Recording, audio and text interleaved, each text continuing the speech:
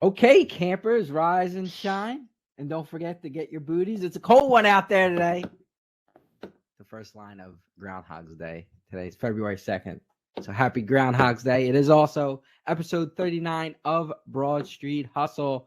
Kind of a lull, the lull before the storm, I should say, because this week's episode is let's just get through it to the Super Bowl next week, and that's how it's going to come off. But big news for Broad Street Hustle. As always, I'm your host, Tommy Nanny. We are doing I should say, attempting to do our first ever YouTube channel show. So you will get to see all the pretty faces. You'll see what Meeker looks like. It might make you not listen anymore. Might bring on get to see some of those comments that come out of the mouth of Meeker and what he actually looks like with those comments. We also might get a younger female audience out of it from me. So you never know. Bro. Tonight's show, like I said, is kind of the lull before the storm. We're going to review the games of last week. We're going to, I know the boys have a couple moments of Super Bowl history that they wanted to review or talk about. We actually, it's never too early. We're going to look at quickly some odds for next year's Super Bowl. Maybe give out a pick. This is the time to do it where the odds are going to be the best.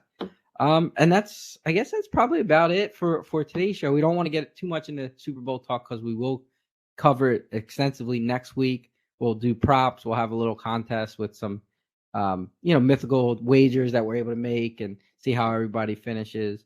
So more to come. Obviously, next week is going to be the grand finale of the football season that we've been covering all year. That's the one you're going to want to listen to. But again, we are going to YouTube, and I don't have all the information, so I will have Jimmy the Chalk or Jason give that out at some point.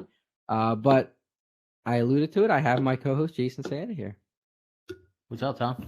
Jason, how are you? And Jimmy the Chalk is here as well. If you're listening to this podcast to hear about the fact that Andy Reid used to coach the Eagles, Sirianni met his wife in KC, and the Kelsey brothers are brothers, turn it off now. And so, Jimmy the Chalk does not have a bed sheet over him. That is his skin color, unfortunately, as you are looking. And lastly, Christopher Michael Meeker. How are you today? Doing good. Hopefully no one that's watching this recognizes my face and stops listening after this.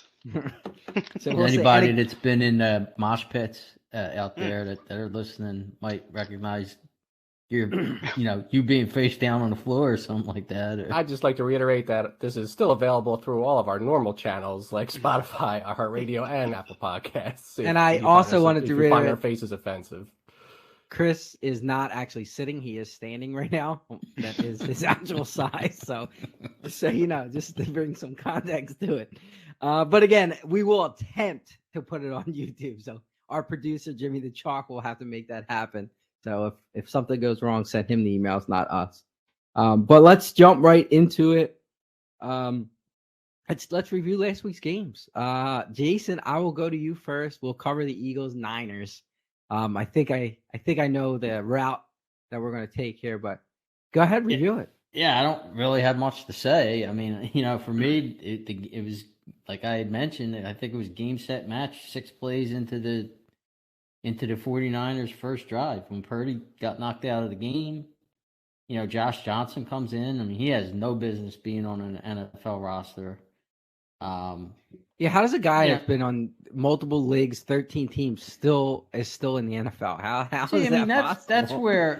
That's where, and we don't like Baker Mayfield. None of us think he's a very good quarterback, but he's out there for cheap. You just bring him in, even if he's not going to start. I mean, come on. Yeah, with the Niners, who already knew they were on their 4th-string quarterback at that point. Like they never got the chance for Mayfield, though. The Rams claimed him before he even got the 49ers on the way. Right. Okay. Yeah. But they didn't seem interested. But I guess it didn't matter. But anyway, I mean, supposedly they weren't going to be. Okay. So for me, the game was over at that point. I mean, listen, Shanahan had already had a major blunder and screw up. Like, how you don't review that fourth down play with the non-catch by Smith? I mean, that's almost standard when you see guys hustle to the line. It's like even if you don't necessarily see that it's not a catch or it is a catch, it's almost you always reviewed. Yeah, I mean, it's That was just odd. it's such a huge play because, like, it's fourth down. You're getting the ball at midfield, or the Eagles are getting the ball inside the 10-yard line. It's a He didn't huge have play. to challenge it. He could have just taken a timeout to get a good review, and then decide whether he was going to challenge it. Yeah, there's multiple timeout things means he coulda nothing. did. Yeah. Multiple things he could have did. He didn't do any of them, and they scored. That was a big play. But and like I said, once Purdy's out, now the time of possession is 37 minutes for the Eagles, 22 for the 49ers. It's 70 plays to 45 plays for the 49ers. That all stems from them not having any sort of downfield threat at all. Even if Johnson stays in the game, he's checking down that game, or they're not throwing the ball downfield. So, I just don't think there's any questions answered in that game as far as, obviously, listen, anybody who bet on the Eagles, they won their bet. But, the Eagles now have had an easy game against the Giants, and they legitimately beat them. But, a lot of people, me included, think the Giants are a fraud. And now this game, I mean, they really weren't tested.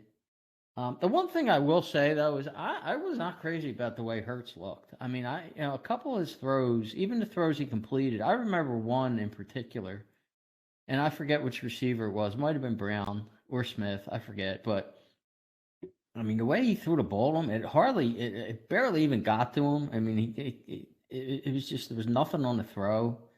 I don't know. He still seems a little hurt to me. So, that could wind up being a problem. But, yeah, I mean, those are my thoughts. All right. Meeker, what did you take out of the game? I don't think there's anything much more to say. They coasted in the second half, so you barely had to watch the second half. The defense was great. I mean, let's call it like we see it. I mean, obviously their defense was great because the Niners didn't have a quarterback, but at the same time they did play well. But when you can't complete a forward pass, I guess it's a lot easier to tee off on the quarterback, which they did. And Reddick was his dominant self, and the lines on both sides of the ball, I think, dominated the game. They created the turnovers. And I think the game was kind of in question at some point, before the end of the second half when Johnson fumbled. Then you knew it was over. As soon as he fumbled and the Eagles scored with 16 seconds left in the second quarter, then I knew it was over at that point. But I agree with Jason. I mean, I don't know. They haven't been tested, and I'm not sure if that's a good thing or bad thing. I mean, obviously they're rested. So there's 17 games in the season, and we still have the same old argument. They haven't been tested. After now, they've won 16 games. It's crazy. It really is. No, it's asinine, but yeah, crazy is another word I guess you can use. I don't think they've been tested like the team that they're going to play has been tested. Oh, but their quarterback's fully. They have the 31st injured. That's right. 31st toughest schedule in the league. But they also played the most teams that made a playoff in a single season in how many years? No, I'm not talking about them not being tested all year. Negative, I can give you a positive. I mean, I'll give you a Super Bowl stat that will point to them being 31st in the league in schedule and how it favors, the Chiefs. But we'll get into that either, maybe probably next week, I'm sure. But it's a legitimate stat that they're 31st toughest schedule. Now, San Francisco might have been 32nd. I don't know. They were 24th. Okay, yeah. Well, that's over anyway. 32nd. Okay, that's over anyway. What I'm saying is their schedules based on? The records? Yeah. 31st. But because, like I said, they played the most playoff teams in any of the teams that were in the NFL this year. Yeah, well, I don't know. Tommy, you said all year the NFC stunk. Everyone in the NFC had an easy. They played Jacksonville. Schedule. They played Jacksonville, made the playoffs. The AFC, their AFC teams, right? Tennessee was one game out from missing the playoffs. So it's not just the NFC. They played Minnesota. They played that division that was terrible. I mean, Jacksonville made the playoffs, but they were 9-8. But they also played the Bears, who had 3 wins. So that skews the strength of schedule right off the bat. But that's one of the teams they played. I mean, that's one of their wins. Right, but what I'm saying is they played Dallas, had how many wins? They played them twice, 10, 11 wins. Also, some of those wins, Dallas played a meaningless game at the end of the year that they lost to Washington. So now if they win that game, does that make their strength of schedule 27? And they also played two frauds that had good schedules. They played the Vikings, who we know are a fraud, and they But played Kansas the City Giants. didn't play any teams that were frauds or any bad teams. I'm not saying they didn't, but I'm saying Kansas City was mid-pack in schedule, and the Eagles are 31st. I just think it's a tired argument. They haven't get they're beating teams by 30 points. The Super Bowls in the last 20 years don't agree with you, but we could get into that. Well, we would also, never. We're no never rookie going to. quarterback has ever went to the Super Bowl, and all week you touted No. Niners for 5 weeks. So Did I you started over. ignore I'm not those talking stats? about. I'm talking about the Patrick Mahomes and the Chiefs.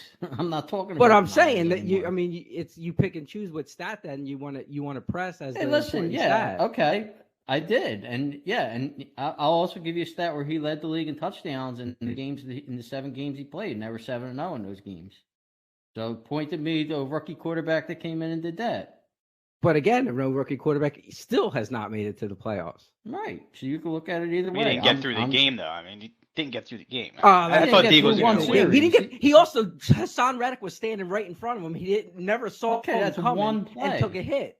And it's one It was the play that knocked him out of the game because he had That's he didn't fine, have but a it's pocket one presence. play. You're going to point to one play? Okay, where's one Well, there's play? he only played 3 plays. How Tom many can I Brady had point his to? knee blown out on the play. Joe Theismann broke his leg on a play. It's one Right, play. but Tom Brady has 7 Super Bowls. This was Purdy's first playoff experience. He had 3 Understood. plays.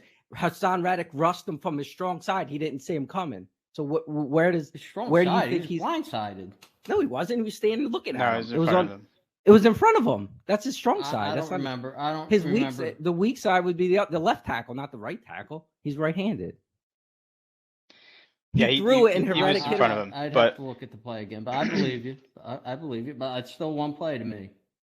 One play. But what I don't know if you brought it up last week about the Niners offensive line being the best offensive line in the league or right around I the didn't, Eagles. I it mean, I wasn't know you me. said I the think defensive Eagles line. were You the said best. with defensive line was the best in Yeah. the league, but the offensive line for San Fran is also highly touted. And even whether Purdy plays in the game or whether he doesn't, the Eagles were dominant on the defensive side of the ball. No matter who's the quarterback, they were all over them. In the first drive, okay, I'll give it to him. They knocked Purdy out of the game on the first drive. After that, Josh Johnson and whoever Yeah, else. but you're was the quarterback- penalizing a team because they were the ones that knocked the quarterback out, and then nothing they could have done after that fact you can give them credit for. That's what you're saying. No, Let they me knocked him out let me of the jump in game. here for a second because I don't have any deep analysis of the game, but this was now 2 of us have only been alive for 3 NFC Championship wins, but this was by far the least satisfying or least exciting of the 3 for me because I every agree. argument that I've heard so far by end of the first quarter I knew was going to be the narrative coming out of the game till the Super Bowl, which was that all of a sudden, and I listened to it this week, and people that, most of the pundits and the public money was picking the Eagles. And then I have heard more excuses as to why the Eagles are not that great of a team and they haven't played anybody for the last 3 or 4 days than I've heard on any other team ever. Look, their strength of schedule is what it is, but they've beaten everybody that's come in front of them.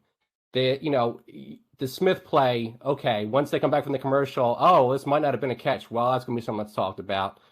Purdy gets hit. Oh, he's out. Well, it wasn't, honestly, as a fan, and look, I picked the 49ers. The only NFC future I had was on the 49ers. I made no money on the game, and I picked the 49ers last week.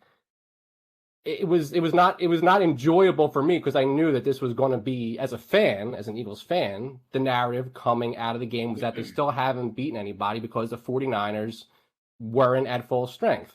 If Purdy would have won, it wouldn't have been, oh my God, the Eagles got embarrassed by Mr. Irrelevant. It would have been, oh, it's Purdy. He's the next Brady. He came out of nowhere. And look, yes, the second half they played with a quarterback who could not throw the ball. Bottom line. But and Hurts did not look. It's one of the worst passing games I would say this year I've seen from Hurts. But the plays Hurts were didn't there. look- I mean, he didn't look good. That's No, he a didn't. fact. But Yeah. well, what we thought, we were talking about last week, there was a couple of big plays they could make. The Smith catch, not catch. If Hurts catches him a little earlier, he could have got to the end zone wide open. He overthrew A.J. Brown, which would have been an easy touchdown. So this 49ers defense came to play at times, but they got beat up. And it wasn't because the Eagles dominated the time of possession for the whole game because the first half it was actually pretty even. Because after that first drive, the Eagles didn't hold the ball very much. So they, and the other thing, people kept saying, oh, well, the second touchdown drive, there was all the 49ers penalties, and they were all legit penalties. I heard somebody trying to explain, oh, well, A.J. Brown is so strong, they shouldn't have called pass interference. BS. The ball was in the air. The guy had his hand on his hip and turned him around. That's textbook pass interference. I don't care if it's A.J. Brown. I don't care if it's Todd Pinkston. That's a penalty. Okay? The hands to the face. Oh, well, Lane, he was getting held. No, he wasn't. That was hands to the face. Lane Johnson is false starting on every play.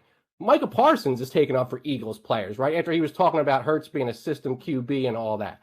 Like, the excuses that I'm hearing for the 49ers not coming to play, and not that they didn't come to play because the defense, but look, the first 3 touchdowns, the only player on the first 3 rushing touchdowns that got touched by the defense was Boston Scott at the goal line on his touchdown. They blew them off the ball for Sanders' third first touchdown. They got the ball on the 25-yard line. So that's Josh Johnson dropping. Okay, but that's okay, but that's right. That's the turnover. But they had 2 long drives, and all right, it's the Smith one, and then the penalties or whatever. But I didn't say anything about penalties. No, I'm saying, but Sanders went 15 yards, not getting touched.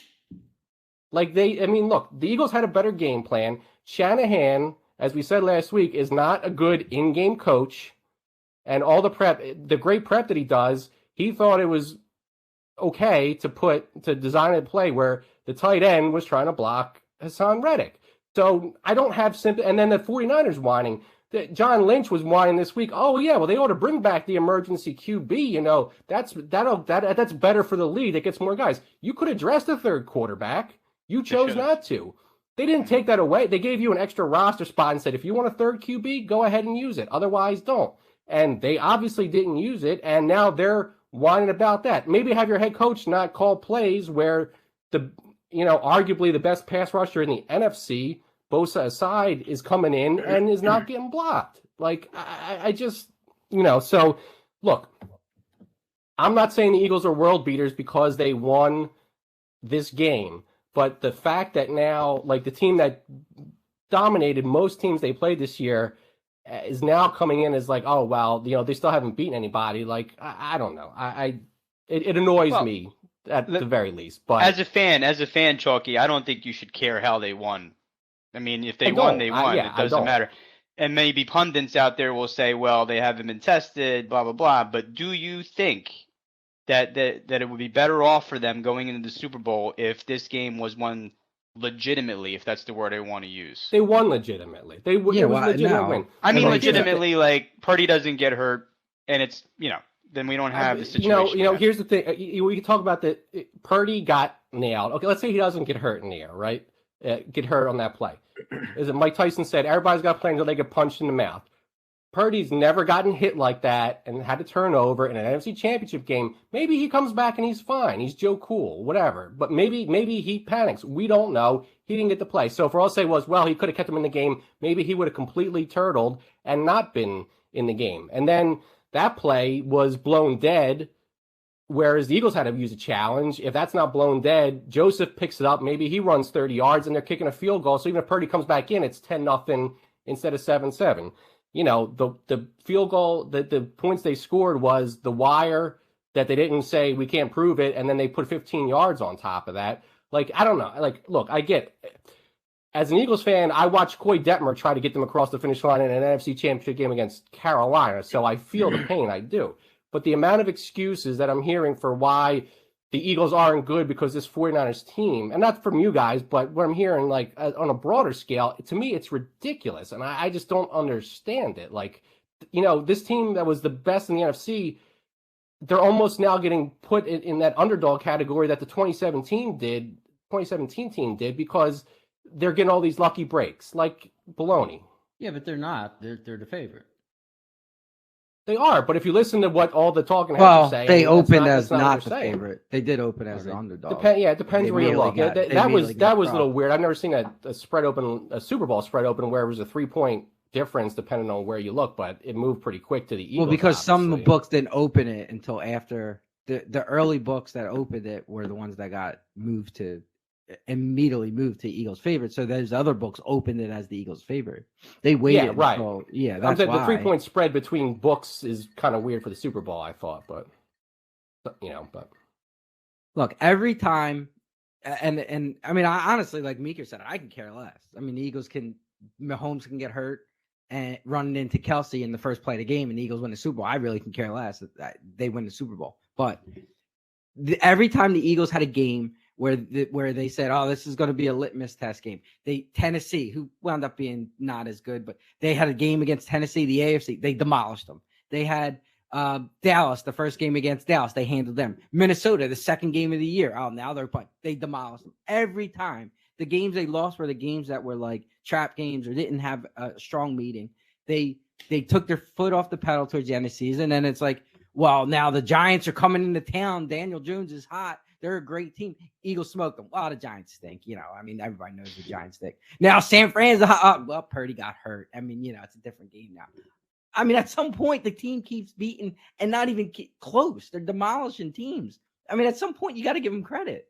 And I mean, that's why they're going to play next week, and we'll see. We'll see what happens. I've hardly seen anything like it because obviously the public bet the Eagles in that game. They're betting the Eagles now for a Super Bowl. That's starting to come back towards the middle. Most of the talking heads that just trash the Eagles for their win are picking the Eagles, which is but it's like it's the weirdest thing I've ever seen. That it's like, oh, they didn't beat anybody, but they're still they're going to go in and beat KC. Like, pick a lane. Like, I don't know, but. Yeah, and we'll get into the game obviously next week, so we don't have to talk too much about the actual game. But I mean, I guess that's a recap, right? I can't really cover that game. My point too is, much. We'll never know what would have happened in the game. Listen, yeah, but you could say that about you could talk about 1,000 games, like, oh, if that penalty didn't happen, that they were going to knock out the San Francisco quarterback in the first quarter and win the game, then you predicted right. If not, you'll never know what would have happened. That's all I got. The Chiefs are in the Super Bowl, but if they don't take that 15-yard penalty at the end of the game, you don't know. You never know. You don't know. I mean, the roughing the passer, the late hit. Maybe Cincinnati wins in overtime. You don't know what would happen. Listen, I mean, that's officiating. I mean, Well, no, it was a penalty. He did it. But what I'm saying, right? That's what my point is. You never know. There's one play, one thing that changes the outcome of a game. You still doesn't take away the credit from the team that caused it. It does not. But I'm saying if you want to talk about somebody handicapping the game based on what happened, I mean, here's I guess the biggest difference between me and you is I thought Purdy was trash going into the game. I thought he was going to be a reason why they were going to lose. I think he's out of the league in 2 years. That would be my prediction right here. In 2 years, he's out of the league.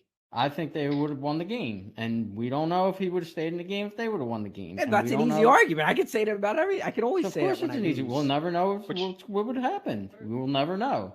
There's as a fan, it's impossible to ever be wrong because you just you never. Chalky, going back to you guys because you guys are bigger fans. You don't know what would have happened. There's no right or wrong. There doesn't always have to be a right and wrong.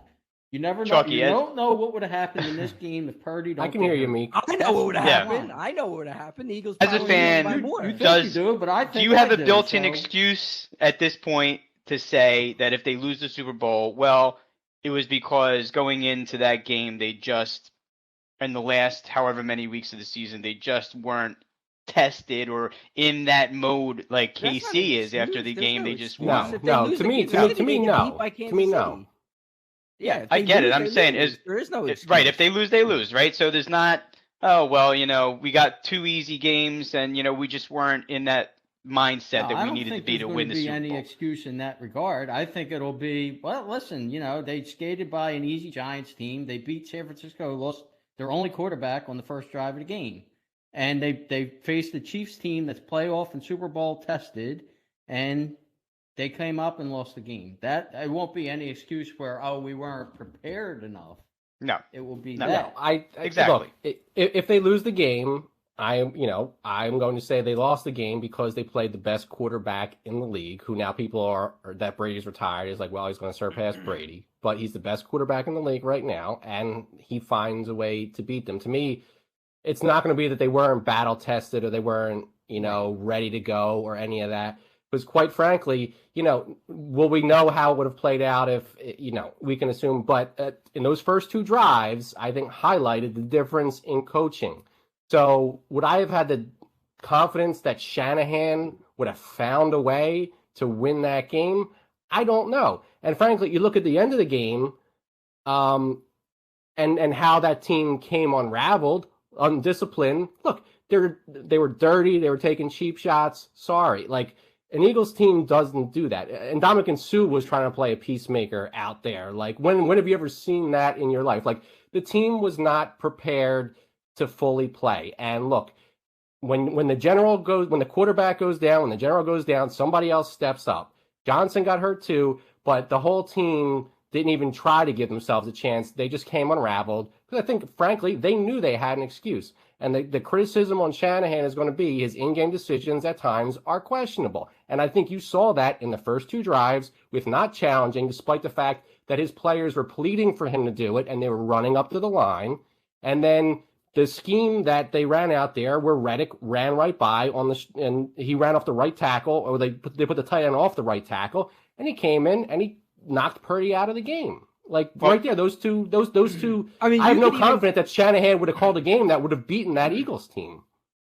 Let me talk about that for a second, because they run specific. San Fran runs specific personnel where that is normal for them, but they didn't, like you said, adapt to the fact that the Eagles were still dominating the defensive part of the ball and putting a backup tight end and still going with two running backs, one tight end, two wide receivers, and not having any help on that side of the ball is, to your point, that he didn't adapt when he needed to adapt, especially when you're down to the last quarterback that can possibly throw the ball in the game. It was ridiculous, so. I mean, you can even argue that the drive where Johnson fumbled the football, I mean, you watch that and he's pretty conservative at most times. They were getting the ball at half. They were trailing by 7. They had the fifth string quarterback in at that purpose, and there was a minute left or less than a minute left, and they were aggressive with their play called, and they fumbled. I mean, it was a play he should have never fumbled, of course, but he fumbled and gave the Eagles another chance. So it was very unlike him. Shanahan on that particular decision as well, to be aggressive there, knowing we lost a quarterback, but we're only down 7 and we're getting the ball at the half. Let's be a little conservative here, not make a mistake. And they made a mistake, and the game was over. Once the Eagles scored and went up 14, it was over.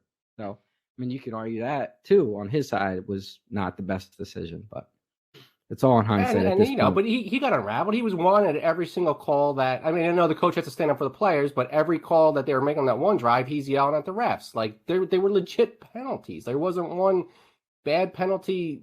There was ones that's like, oh, well, is it really that severe? Listen, I will say that hands to the face, the guy was being held also, so that could go either way. I disagree severely. Okay, I watched that a couple times, but I don't think that was. That's fine. Well, but I don't think it's a hold the NFL. I'm looking at it objectively. That play. Okay, so it's an offsetting penalty. It's an offsetting penalty. But you could argue. I mean, the play that Mahomes got hit 15 yards, the offense, they were holding the defensive player as well. I mean, that's every. I'll give you the running into the roughing the kicker. You could argue he got thrown into him. I'm not going to dispute that in the second half where they got the other touchdown. Like that I think is the one you could say goes either way. But, Hey, so on your way to the Super Bowl, sometimes you get the breaks. Every 5 yards, breaks. It's offsetting penalties. Listen, I wasn't complaining at all about officiating at all. No, I know you're not, but I'm just bringing up points. But there was no composure on the 49ers sideline. They didn't make the right calls, and then they came unglued. And if you're a player and those are your coaches, like as somebody again that picked the 49ers, I have no confidence that Purdy stays in, that coaching staff is going to call the right game to win that game. Let me bring this up. If you prep all year and you think you're going to the Super Bowl because you think you have a great team and you have Ian Book in the game at the end of the game, and or not even Ian Book, you got fucking I'm cursing. You have to get that out. Well, we won't be on Kenny YouTube Gainwell. Sorry, folks. You got Kenny Gainwell playing quarterback for you. You don't think the Eagles are going to be a little Yeah, I mean, I'm not pointing to the unraveling. Of course, they're going to unravel at the end. They're discouraged. But they were unraveling before Johnson got hurt. Like, okay, you say Johnson's not going to win you the game, but he took him down the field and he kept him in it at least. Like, and then they came unglued. No. Them getting penalties on that one drive wasn't unraveled. Honestly, that's how they played all year. They were super physical defense. Yeah, and they got how many times against Dallas they were hitting guys late knowingly, and they're like, we'll take the 15. It's fine, but this crew calls a lot of penalties.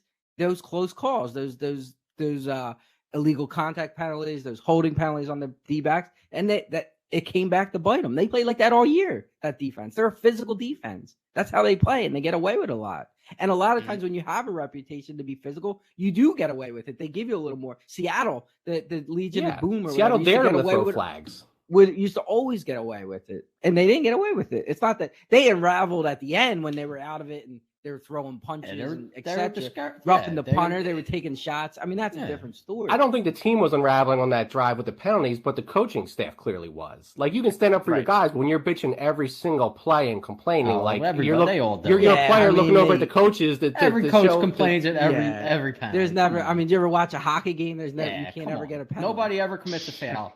I mean, that complain every foul. Look, I watched 20 years of Jay Wright. I love Jay Wright, but he complained a lot. He's not as bad as Coach K, but he complains a lot. My point is that the Eagles. I mean, and hey, if maybe they don't win, but at some point they all year they have nobody has given them credit, hasn't given Hurts credit. It's just it's no matter what they do, there's always a reason why this happened or that happened. But Mahomes can fart and the ball goes 2 yards, and it was the greatest play that any quarterback has ever done in their life. So, we'll see. We'll see what ends up happening. Let's move on because this show was supposed to be quick and we're already half hour in. Well, we could talk a little bit about the Chiefs-Cincinnati game. Meeker, kick it off there. Well, last week when we went through the keys to win for Cincinnati or KC, I just had them written down, and it just ended up being that. Well, what happened, Tommy? Just appeared. But last week I talked about keys for Cincinnati playing from front. They didn't play from front. They got behind early. Don't abandon the run. They basically did that. Exploit Mahomes' ankle injury. They didn't really get to him. The offensive line played great.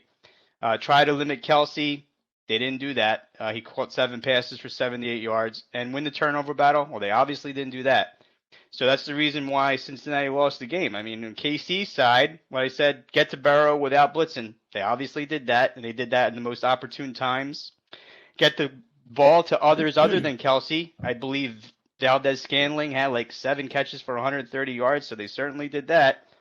And the only thing they didn't do was really run very well. I mean, in the end, it was a great game. I said it would come down to the last possession, which it did. They kicked the field goal to win. Anyone could have won the game. Cincinnati did have their shot. I mean, look, let's talk about this roughing the the late hit, the 15 yards that got him into range. I mean, it was a penalty. Does anyone disagree? I mean, it was a penalty. It was dumb. It was straight penalty. He acted a little bit, but I mean, he but he still sold it late. Yeah, he sold it for sure. He sold it, but look, it was a penalty, and that's the reason why they won. I mean, that's the reason in the end why they won, but it could have gone either way. Cincinnati had their chance. I mean, they had the ball with 56 seconds left, driving, and they just couldn't get it done. You give the ball back to Patrick Mahomes. I don't care if it's 25 seconds left in the game. He might get it done. What I was going to say, the part, and here's the part that you're making Mahomes to be Jesus Christ is they had a 30-yard punt return and got the ball at the 50-yard line. And there was a penalty on the punt return that they didn't call. How does that happen? How do you let up a punt return in that part of the game to get to the ball at midfield? That was huge. I mean, that's huge, insane.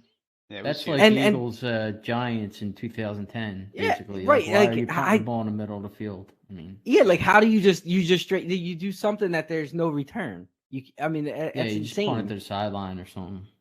And he had to go. Yeah, and with the Mahomes didn't do anything. They barely. I don't think they picked up yards. He got a 15-yard penalty. He had to scramble on the penalty. Yeah. I think he threw one pass, a couple passes, and then he ran for that first down, and then they got the penalty, and that was it at that point. I mean, to me, like you said, Cincinnati had the ball. They converted a 3rd and 12 or 13. It might have been longer than that.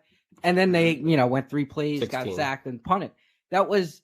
I mean, they had their chance. Now, as a fan, we got deprived of overtime. I was excited for overtime, with the penalty. I wasn't. I had under.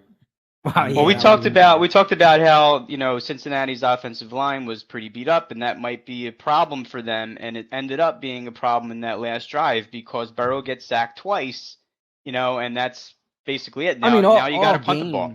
Yeah, all game he was under pressure. It wasn't like he had time all game.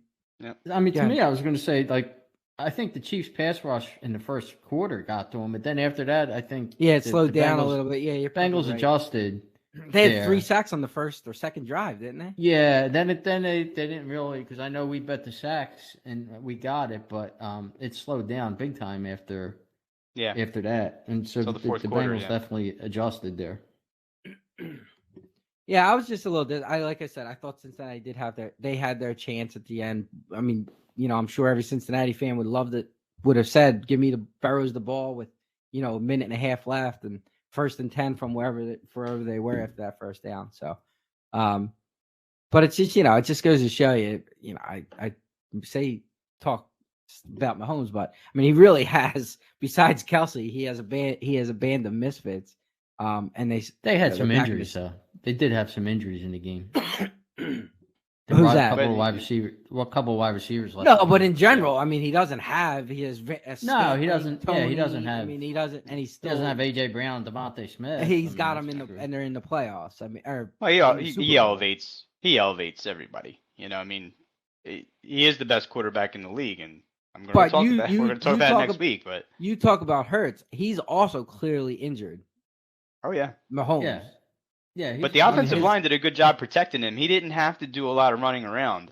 And it's funny that the one play that we're going to remember is a running play, that ended up winning the game. No, for but them. he did towards the end of the game. He had a break to his left, and he threw perfect pass on the run, and you could tell he was in big time distress. And if you remember against Tampa Bay, right, the year they lost the Super Bowl, then was that the year he had the toe injury, and that was the year Tampa Bay put him. He had it was the most pressured quarterback in Super Bowl history or something like that. So I mean, I do think their that line was could, hurt. Their line was yeah. But you remember there was a chart of all the everywhere he had a run. Yeah. And he was playing with that toe injury. So I mean, he's definitely has. You want to say Hurts has a shoulder jam, and Mahomes clearly has a high ankle injury that's going to limit his mobility. But again, we will get into that. Chalky, you didn't really. I guess you need to cool down, but you didn't really talk in that segment. No, I mean it was it was a good game. I really thought once they made that first down, the Bengals on their last drive, that they were going to get down for the field goal because Casey let them hang around early with kicking a couple field goals instead of punching in touchdowns, and the line failed them. Whereas last year they were able to get around that, and penalty or not, I mean it was legit, and Casey got the field goal to win. Every receiver they have is banged up somehow. Like there's various injuries. They look like the Yeah, I know Hardman wants to come back. Everybody's got bandages all over, whatever. Like they're all like Hardman's probably not playing the Super Bowl. There's not not playing. playing. He's doubtful. Yep. And Kelsey, Kelsey's banged up. Kelsey's banged up. Like, but what Meek was saying, they're quietly like, at least on advanced metrics, like probably maybe second or third best O line in the league. Like they got some very highly ranked linemen on some of the next gen stats, and they don't get the hype obviously at the Eagles or even San Fran or like Dallas does, but they're very, very good. So it's going to be a couple strengths when we look at the Super Bowl. If you're playing next Sunday, for the most part, you probably have a top 5 offensive line. Let's be honest. I mean, Cincinnati last year, and then they made the Super Bowl, but that's not a common theme for teams that are going to make it to the Super Bowl. All right, let's move on to. You guys got to go quick. I'll give you a chance, and then we'll jump into some next year's stats, and then we'll wrap this up. But Meeker, I know you want to do some moments in Super Bowl that are memorable to, I guess, history or to yourself. How did you?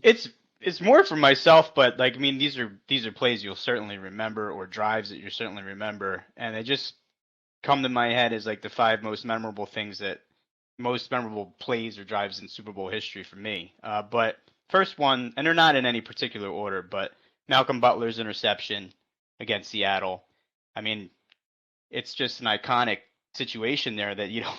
And as you go through these moments, you guys tell you, was that good for you or bad for you? I was awful. Oh, from a betting point of view? Yeah, I was awful. I needed Seattle in that game. Seattle. I had Charlie. So bad for all of us. Thank you, Meeker.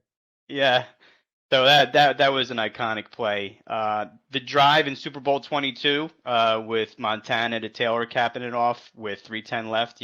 Joe gets the ball and decides to be Joe Montana again. Tells me that John Candy's in the stands. If we went through, like, I don't know how many years, and Jason could probably attest this, of bad Super Bowls, in the 80s where there were a lot of blowouts. But this was the one game, like, towards the end of the 80s that was probably one of the better Super Bowls I've ever watched. And I remember that drive saying, oh, he's going to do it. He's just going to be Joe Montana. And he obviously did. And they won that game. That was the first Super Bowl I watched start to finish. I mean, I was young, but the Bears-Patriots was the first one I remember watching any part of. But those 3 years with the 2 Denver losses, they were blowouts by the second half. So I had like zero interest for those. Yeah, when you guys were growing up, Super Bowls were just horrible. They were blowouts all over the place. Well, I mean, from '83, which the Raiders blew out the Redskins, and then San Francisco with their blowouts and of Denver, and then Giants blew out Denver, and then all the way through to Dallas starting to blow out Buffaloes, and all those Super Bowls. So the Giants Buffalo, that Super Bowl in the early '90s was actually a good one. It wasn't a great one, like excitement wise, it was a close That was game. the field goal, right? Right. Yeah, it was a game Hostetler won. Anyway, we'll get back to this. I think this is one Joe of the most Namath maker. Joe Namath. But we're not that old. Okay. But one of the most underrated Super Bowls, in my opinion, was Pittsburgh, Arizona, and maybe one of the most underrated plays in Super Bowl history is Santonio Holmes' catch to win that game. How many seconds were left in the game when he made that catch and the throw by Ben? That was good for me, but that was good. But I think you're missing, to me, a more memorable play in that game was the Harrison interception at the end of the half as time expired, and he ran 90-something yards and barely scored at the goal line to go in the half. I don't think he scored. Did he get tackled? Did he not? I can't. No, he scored. They reviewed it because they were trying to figure if he went down or fumbled. But that was like the turning point of the game, and that was. Unfortunately, Holmes did not cover with that touchdown, but. But I mean, that's a real underrated play in Super Bowl history. I mean, Holmes had a great game. I think he won the Super Bowl MVP, and I just remember that being one of the most exciting Super Bowls I've ever watched. For me, it's Terry Porter's pick of Peyton Manning in Super Bowl 44. That basically sealed the Super Bowl for the Saints. Well, so of course, I'm going to mention that. Listen, this counts more than your Fugazi Saints fandom. I won $3,100 on the block pool on that play and the so game. Did that mattered? That touchdown mattered a lot obviously. more than your Fugazi. You didn't grow up anywhere in New Orleans being a Saints fan. Nonsense. All right. And then you guys, well, obviously appreciate the Philly special. Now, it wasn't really it was a big play, but because it gave the Eagles momentum going into the half, but obviously it wasn't the biggest play of the game. I would think Brandon Graham's sack is the biggest play of the game, but obviously just the nature of the play itself, it's historic here in Philadelphia, and it's memorable for me, even though I didn't particularly care.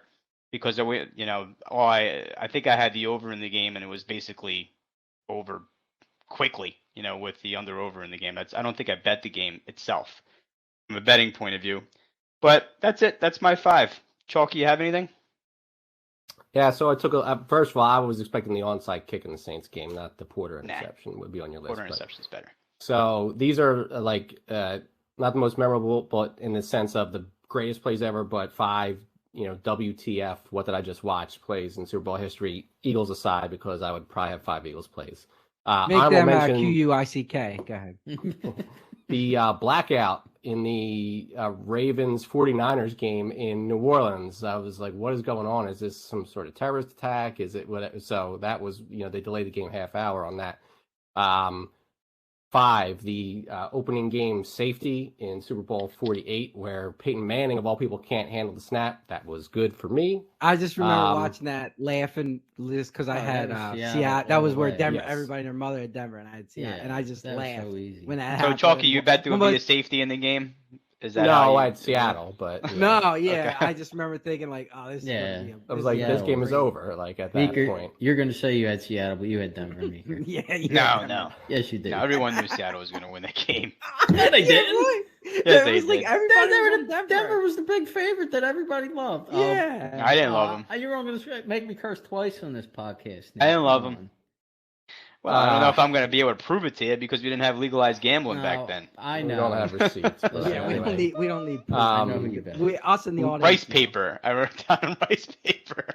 Keep going. Number 4 is a play that did not go in my favor. Super Bowl, I believe, 40. Antoine Randall L on the reverse throws a touchdown to Hines Ward at the first Super Bowl. I thought was fixed when Seattle lost to Pittsburgh and Detroit.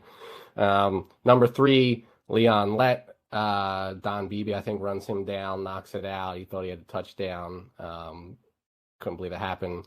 Number 2, back-to-back plays.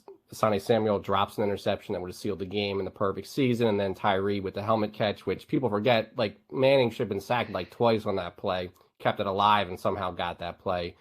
And then Luckiest number 1, catch in Super Bowl history. well, yeah. I Number think 1, the Manning unfortunately. throw to I forget who it was on the sideline was a better catch. Well, That I was mean, to me, actually Super good. Bowl. That was a It good. was a great catch. Yeah, play, the but it wasn't like a Yeah, it was just WTF play. It was like, oh my god, that's a great play. Like for this, I'm kind Yeah, of looking for yeah. plays like, how did that just happen? Like that's ridiculous. And then number 1, unfortunately, Russell Wilson, Malcolm Butler. It's like, why did they call that play at the goal line? And that obviously for several. Yeah, that of was us just not a so good- unexpected. good You were result. just not ready for Yeah. that. Like Yep. you didn't fathom that was even. gonna How come happen. you guys didn't bring up McNabb throwing up in the huddle? I said no Eagles. I said no Eagles on my list. I mean, I'm not. I don't have this fancy list like you guys. I was at the Eagles Super Bowl in Minnesota, so obviously that's the greatest moment. That I mean, you could pick any play, any moment. You could pick the Wednesday leading up to the game was one of the best moments. So, everything about it was just perfect. So I'll leave it at that. And Jason, you didn't partake in this Fugazi segment. So yeah. So Jason, do you want to run through the quick segment on the Super Bowl futures? Well, I I guess? think Or do you want to do we could last do week's? that. But Last week's? yeah, I mean, we got to give Meeker credit, right? He's won 2 more games in a row last week. He's now 9-3 in the playoffs somehow. It's a little fugazi because we're not, we're being forced to pick games that we don't particularly like, and Meeker's making picks and probably I don't know, getting them right somehow. But and we're all 6-6 otherwise, but Meeker's 9-3, so.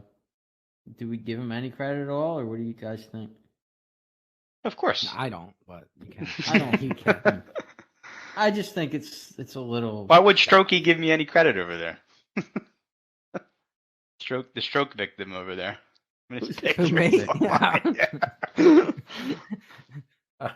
All right. For a second. Yeah, I think it was Yeah, we're judging on less Facebook. than a full week schedule of the NFL with the playoffs. I mean, now.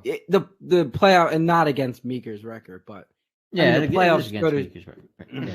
the playoffs show you the randomness of one individual NFL football game, and picking a game like we always said, right and wrong. It doesn't mean because you made a pick and you lost doesn't mean you're necessarily wrong, and vice versa. And I'm not saying Meeker's picks were not right or wrong, but when you isolate games, 12 games, this is what can happen. The randomness happens. You can go 9-3.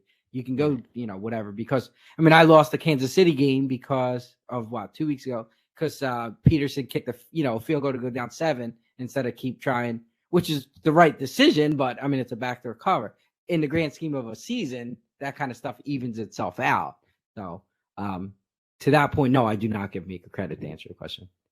All right, and All right, Super Probably Bowl, not a game Super Bowl next year. you're picking if you had to pick 2 games or 3 games that week anyway. So Yeah, right. You're also may not. I mean, I wouldn't probably. Yeah, I wouldn't have- Nor I did wouldn't- I play any of these games. I would have probably I've bet been the playing Chiefs prop. last week. I mean, honestly, I would have. Yeah, bet the well, I Chiefs. did. Yeah, Chiefs I liked a yeah, lot. Right. I got the Chiefs So, early money yeah. line and 49ers future, but that's All right, so now I have the 2023 Super Bowl odds. I don't know how you guys want. I'm sure you don't want me to sit here and read off everybody's odds, but if you had any, No, I think teams- everybody wanted to just talk about an interesting team or two, or that, and then you could say the odds of Yeah. that team.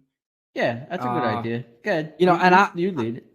Yeah, and I'll start. I mean, I feel like I might have said this on the podcast before, and definitely I said it to you guys. But I one of the themes I look for, and the Eagles fit that theme, is a second-year head coach with a quarterback who's on a rookie deal, or a quarterback for cheap. Maybe it's like a Brady who was playing cheap all those years. Obviously Sirianni and Hurts fits that, and only two teams I think, or yeah, 2-ish teams fit that mold. So one of the teams is Miami because they have Daniel McDaniel, whatever his name is coming on his second year next year. The quarterback situation is the question mark too. It could be on a rookie deal. He might not be in the league. So that one is one to watch. The other one is a team that is insane, but the odds will be insane. Jason, what was the odds on Miami? Well, Miami's 30-1. Right. At 31, I really probably don't think that's good value. The second one would be Chicago. As crazy as that sounds, their second-year coach, who was not bad. I mean, they only had 3 or 4 wins. Fields, who, at times looked horrible, but at times didn't look bad coming into the end of the year. But I'm sure their odds are insane. They're 80-1, but there's a third team, and this third team I am interested in. And then Jacksonville is the third. That's the team. Jacksonville, and that's the team that everybody's going to probably latch on to. They had the winning streak towards the end of the season. Doug Peterson, another year with his quarterback, etc. And there's odds. Now they're 30-1. The problem I have with them is they're coming off a last place schedule, and now they're going to have a first. And now they're playing a schedule. first place schedule, which is going to be a big That's my only deal. negative there. But I will probably throw a little something on them, at least to win the AFC. But they are 30-1. Yeah, and then the fourth team for myself that I would throw in, and I was anti them this year, but I do think they got an upgraded offense coordinator, would be the Chargers. You now have Herbert. You got Kellen Moore as their offense coordinator. You finally got rid of those buffoons. They still have an idiot coach as a head coach, but hopefully Moore as the offense coordinator can eliminate some of that. Herbert will actually throw the ball downfield instead of averaging the shortest distance from line of scrimmage per pass. But their odds are probably another one that are not. What a 22-1. They were a team that I was going to probably throw a little something on. Yeah. So that would be kind of my 4 crazy, 1 crazy, and 4 maybe picks. Yep. Anybody else? Chalky, do you have anything you were thinking? I mean, Jacksonville struck me as a team on the come. They got past the first round, but they were really a team that might be built for future success. But they'll be a popular pick, like you said. I would still be interested in the Chargers at the right price. I don't have any faith in the coach now, but for the reasons you mentioned, Miami was not someone I was thinking of, but I think at 30, whatever, 1 makes some sense. I didn't really, you said Chicago. I didn't really see anybody in the NFC that's really jumping out, especially at a price that I would say, at this point. The AFC team that, and I haven't seen the odds, so Jason can fill in on what it is. I might be interested in the Jets, depending on what their price are. Well, so it's interesting. Because they're going to go for a quarterback. They're going to go. They're going to do whatever they can to get a quarterback, and they could be a Rams type team that plugs somebody in, or a Bucks team that goes from. That's a team that has to get an established starting quarterback like a Rodgers. Yes. Yeah, but I think they will. But here's the interesting thing to me. So there's 2 things that are interesting: the actual odds of them, which we always point to. Vegas knows what they're doing, type thing. Vegas has them at 25-1. Now so they're indicating they're getting a quarterback. Yeah. And the other thing is they are going to have a last place schedule, right? So they're going to have a last place schedule. They're probably going to get. I don't think they'll get Rodgers. They might get Carr. They might get Lamar Jackson, who I'm not a big fan of. I'm not a big fan of Carr's either, but he was perfect. These will all be upgrades in the quarterback challenge. The Pro Bowl quarterback challenge, just so you know, perfect. Carr. Who? Carr? Carr, perfect. That's about what he could do as a quarterback. He did it in Vegas, and they talked to him after, and they said, "Oh, you're used to playing in Vegas. I'm sure that helped." He goes, "Yeah, this will be the last time, though."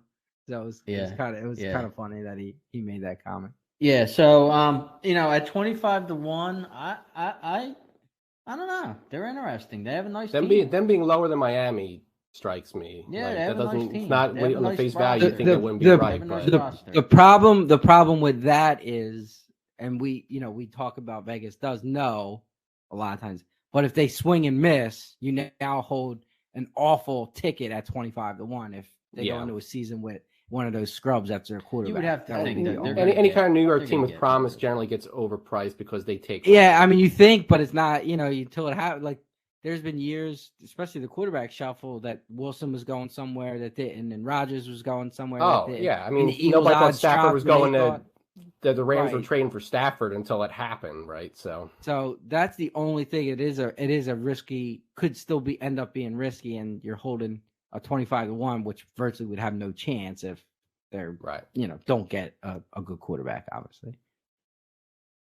But I agree. I think they will. I think they will too. Meeker Saints. I'm assuming as your No, No, no. I know I who mean, to pick. Here one it of one comes. Here it one comes. of the things I would say is that when a team kind of completely collapses 1 year because of injuries, and maybe they get healthy the year later, and their coach ends up staying with the team, maybe the Rams, because No. They they got have a a new last place quarterback? schedule You too. want No, they had a new quarterback. Did no. they Well, get a new Stafford will be quarterback? there next year. We He'll might be have to healthy open next the year. Okay. He's I'm gonna open the book up on the Rams. Tom? Yeah, What's their odds? 35-1. What? Okay. Yeah, so Vegas 35 is to telling 1 is you is a good shot to take the Rams. I think it's- No, if They have McVay would have no- left, I think that that They have team no kind of chance just to build crumbles. But build the draft, right? They have no draft picks. no. They have an aging quarterback who's suspect always coming off an injury. yeah, well, all that's An true. old That's defense. why they're 35 to 1. I mean, but the other team I would pick that again is on the come other than Jacksonville is Detroit. They might possibly win that division next year, especially if Rodgers is gone from Green Bay. I don't really think Their odds, that, I guess their odds would be much lower than they should be. They're It It should 30 be to 1. 50 to 1, but They're Yeah. 30 to 1. I don't really Yeah, think they're 30's going to win a still not Super bad. Bowl, Yeah, but they're 30's worth still not they're bad, worth but- taking a shot with. I think I you're agree gonna with say Denver, Jacksonville. Mika. Really, no way. I mean, that their situation. I don't know why Peyton went there. Honestly, I mean, and they gave up draft picks to Listen, get him, which hold he on a can't now second. use. They It's- have a it's last place schedule. They have a Yeah. good defense. They have a good defense. Look. They have a last place schedule, and they Yeah. have weapons. Now, Look, If the Wilson- NFL. Go ahead. I'm sorry. I was just gonna Yeah. say, if Wilson, just had a bad year and he bounces back, And the With NFL, just look at the Eagles. They had to give how much money to get rid of Wentz. They had a guy that nobody a team can change like that in the NFL. Yeah. It doesn't take a ton. I mean, you might think you're stuck, but you're not. You can get out of contracts and Yeah. rebuild, and there's ways. on top of the the quarterback that's on a rookie contract and a second-year coach and all that stuff. I That's also a bigger look at problem that, than their draft collateral not existing. Is that Wilson's getting all this money, so you don't really have much room under the cap to really they go out already and have sign a anything. roster. They already have a decent They have roster. They have a good well, defense already. They got I was two- They have gonna a they good got say- good defense, yeah, but I receivers. don't know about and good anything else. receivers. and go back. So what I was saying was, when a team has one side of the ball, and they clearly do, Denver's defense is very good. Denver gave up. What was the stat? If they would have scored 18 17 points, points or something. 17 points, they would have lost 2 games last year or something ridiculous like that. They got an excellent defense. Of course. Now Yeah, they have a do. very good coach, and like we were saying, they got weapons. And listen, Wilson could maybe have a bounce back year. At 30 to 1, But what is that? What they are? 30 to 1. they're better odds than the Rams. Yeah, I'm right. Come on. I would They rather have a have last I place would schedule, I would too. rather have them over the Rams or Detroit at the same Yeah, odds. They're 30 to 1. Absolutely. Well, but my point is, if Peyton wanted to go somewhere to build a team, like you just said a second ago, they already have a roster. They're kind of not in greatest shape with caps, or they don't have any draft picks coming up. Houston is a better job for him. He should have went to Houston. If he had the Houston has a opportunity. lunatic for an owner is part of the problem, I'm sure. With and that and they Houston job. wanted They've Ryans. always They wanted Ryans. They didn't want. And yeah, Peyton. but Well, they didn't I want to. mean, They didn't want to give up draft picks, and they didn't want to pay Peyton. Ryan's comes with a much lower price tag. Listen, look back at Tampa Bay back in 20 years ago when Tony Dungy couldn't get him over the hump, and John Gruden goes there and wins a Super Bowl. So, there's been examples of coaches that just step in and take a team. I mean, especially like to Jason's point, especially when you have a team that's already good on the defensive side, and now you're getting a strictly offensive minded. Yeah, I mean, he's for what it's whether you like Peyton or not, he's one of the top offensive minds in football. And he still has keep Russell saying Wilson. It's not like he's you don't know why slouch. Payton took the job. To my knowledge, we haven't seen the contract terms yet. So if he's asking for $20 million a year and Denver's the team that gives it to him, that's why he took the job. Oh, he yeah, quit there's after no a doubt year or that two and it's say, money. I just banged $40 million, I'll go back to TV. Like, I mean, Yeah. you know, but it's weird Well, they because had he an wasn't idiot for a coach this year, so I mean, anyone could walk in look, there and it's do a weird better because job. they really wanted Harbaugh or Ryans. It sounded like, right? And like I don't they pivoted understand back the to Ryans Peyton. thing. I mean, And then Jason mentioned John Defensive Gruden. coaches don't really succeed in Right. this How many only that. successful defensive coaches have been? And he did it for 1 year, First of all, 2 years, I guess. okay, so Salah was in San Francisco. They had a great defense. All right. He gets hired as a Now coach Ryan with the Jets. takes over. It's the same. He's been a deal. clown. All right. No. Now Ryans takes over, does the same thing with the defense. So what has Ryans done? Like Salah, the defense. That's was just what as happens, good though. as Like, Salah. teams that have, the OCs or the DCs that have really good years. But it doesn't make any sense to me. Then I they don't. become I head don't coaches. understand that. I don't. You could have D'Amico Ryans. Well, I've always I don't said. want him. I've always said too. Like, I just don't understand why you hire. If you hire a defensive coach, you still need an offense, a very, very, very, very good offense coordinator. Okay, Mhm. because offense is what ultimately wins in the NFL. That offense coordinator, if he's very good, he's gone in a year because he's getting a head coaching job. Where Yeah. if you're an offensive coach and you lose a defensive coordinator, they're much easier to replace than an offensive guy because you Speaking of are which, the I offense. think the Eagles are going to lose their offensive coordinator after this year. Yeah, we'll see. But to Tommy's point, whether Ryans is set to be a coach or not, his success is going to depend on who he brings. They're going to take a quarterback at 2, right? So whoever they bring in on the offensive side of the coaching staff to coach up that pick is going to make or break his term as a coach. It's all about right now. He has to rely on finding an offense coordinator where Yeah. they're not easy to find because a lot of them either are head coaches already or tied into the organization that they're part of, and then by the time if he is very good, he might be gone before you have enough talent around the rest of the team to be successful. That's why I never like. That's why the Chargers getting their coach never made sense. Getting the defensive coordinator from the Rams never made. They've been since he got there. They've been looking for an offense coordinator to coach one of the best young talented arms in the league. It makes no sense. I just don't see these. Just to go back to Jason, what Jason was saying about Gruden, because Peyton is really Denver's second choice. Gruden was Tampa Bay's second choice. Do you remember who their first choice was that year? No, I don't. Parcells. No idea. They were talking in the locker room after the Eagles beat them in the wild card game. Keyshawn Johnson said, well, the coach that's going to come in here now, I played for him, and he's going to change things, when they hadn't even officially fired Tony Dungy yet. So sometimes Peyton was their second choice. It could work out, but that was one memorable moment of the Tampa Bay Raiders playoff or Super Bowl. They didn't change any of their calls. Anybody? Yeah, apparently, like Gruden knew every play that they Yeah, I had. Callahan tore my didn't change any MCL calls. playing pickup football at Southern That's right. Field earlier in the Oh, did early you? in the Oh. day. You ruin your prospects to go pro. But Watch the some of the Super Bowl from the hospital getting the MRIs. you had the No, Bucks, like if I remember how- correctly, though. I don't know. I tore him. Never the same. Never a varsity athlete after that. Ruined my career. I have one. All right, that- I think. well, I have Go one ahead. team. Oh yeah, go ahead, go. Yeah, I was just going to say. I mean, their odds aren't great on them, but the Bengals are the 5th choice at 9-1. I mean, I think it could be time for them to take the next step next year, right? Yeah, I mean they're a team that I guess they did do it this year. That injury, like they know what their weakness is too, which is the offensive line. So Yeah. you would think that They they're have a good gonna- defense. They got Barrow. He's on a rookie contract, and if I were to take one of the favorites, it'd probably be them.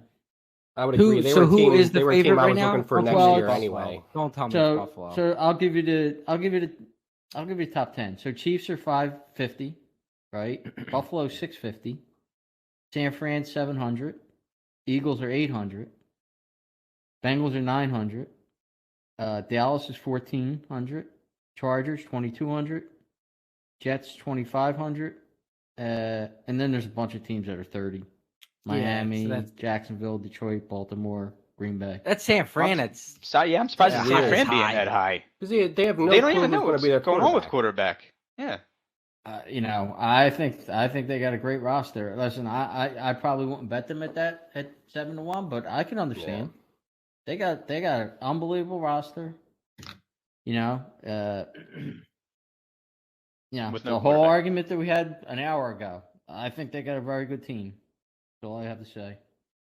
No, they do, but it's you got the two quarterbacks they have on the roster are coming off of injuries. And by the way, the favorite earlier this week for Brady to go to before he retired was San Francisco. So that Odds never changed, but- changed after that. They were 7-1 before, and they're still 7-1. So